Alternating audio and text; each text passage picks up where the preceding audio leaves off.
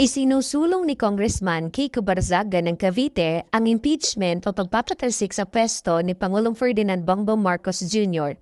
Pero bakit? Ano ang basihan at ito bang may sapat na dahilan para mapatalsik ang Pangulo? Si Congressman Barzaga, isang veteranong mambabatas, ay naghahanda ng impeachment complaint laban kay Marcos. Ang batayan? Betrayal of public trust o ang paglabag sa tiwala ng taong bayan. Sa ilalim ng ating konstitusyon, ito ay isa sa mga dahilan kung bakit pwedeng ma-impeach ang isang Pangulo. Ayon kay Barzaga, may matinding irregularities sa mga flood control projects ng gobyerno. Libo-libong proyekto raw ang pinondohan sa ilalim ng Department of Public Works and Highways o DPWH. Pero ang tanong, nasaan ang mga proyektong ito ngayon? Ayon sa ulat, marami raw dito ang tinatawag na ghost projects, mga proyektong hindi naman talaga naisagawa pero ginastusan. May mga proyekto ring mababa ang kalidad at sinasabing may mga opisyal na tumanggap ng kickback o suhol mula sa mga kontrata. Ang mas mabigat pa rito, ayon kay Barzaga, ay ang kawalan ng aksyon mula sa Pangulo. Kahit may ulat ng korupsyon, tila hindi raw kumikilos ang Malacanang para imbestigahan o papanagutin ang mga sangkot.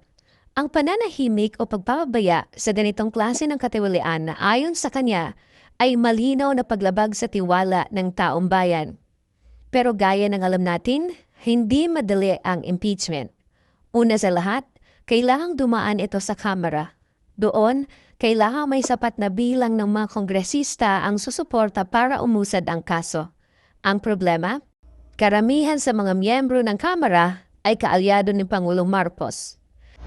Bukod pa rito, sinasabi rin ng Malacanang na walang sapat na ebidensya laban kay Marcos.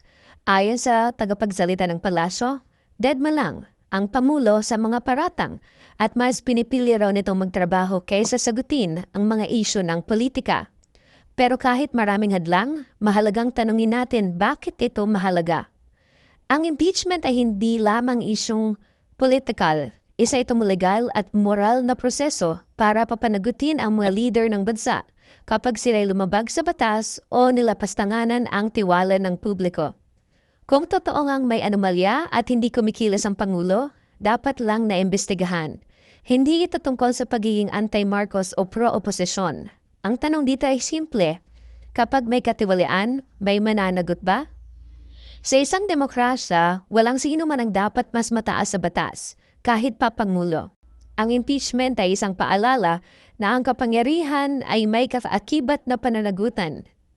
Ngayon nasa atin ang tanong, dapat bang ma-impeach BBM? O isa lang ba itong ingay sa politika?